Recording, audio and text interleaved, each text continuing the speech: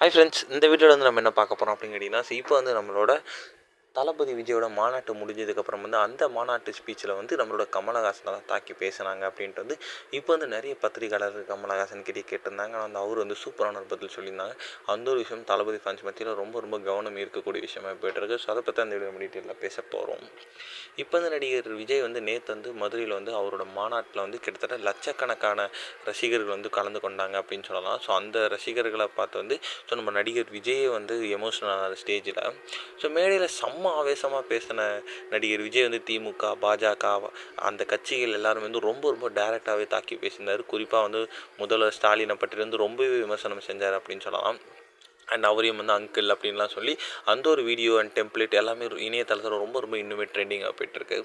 மேலும் வந்து விஜய் பேசும்போது தன் கெரியரோட உச்சத்தில் இருக்கும்போது அரசியலுக்கு வந்து இருக்கிற மார்க்கெட் இறங்கியதுக்கு பிறகு வரவில்லை அப்படின்ட்டு வந்து கூறியிருந்தார். ஸோ அதை வந்து அவர் வந்து கமலஹாசனை தான் வந்து நடிகர் வந்து தாக்கி பேசினாங்க அப்படின்ட்டு வந்து ஒரு தரப்பு மக்கள் வந்து சொல்லிகிட்டே இருந்தாங்க. ஸோ இதை பற்றி வந்து செய்தியாளர்கள் கமலஹாசனும் கேட்டபோது அவர் என் பெயரை குறிப்பிடவே இல்லை அண்ட் வேறு யார் பேரையும் வந்து அவர் கூறவில்லை. அப்புறம் என் அட்ரஸ் இல்லாத லெட்டருக்கு நான் ஏன் பதில் போடணும் அப்படின்றது கமலஹாசன் சொல்லித்தாரு. அண்ட் அதுக்கும் மேலே லாஸ்ட்டாக வந்து அவர் வந்து எனக்கு தம்பி அப்படின்ட்டு சொன்னதுனால தளபதி ஃபேன்ஸ் வந்து கமலஹாசனை இப்போ வந்து ரொம்பவே பாராட்டிகிட்டு இருக்காங்க அப்படின்னு சொல்லலாம். இந்த ஒரு விஷயம் 2 பேர் ஃபேன்ஸ் மத்தியில் ரொம்ப ரொம்ப ட்ரெண்டிங்காக போய்ட்டுருக்கு.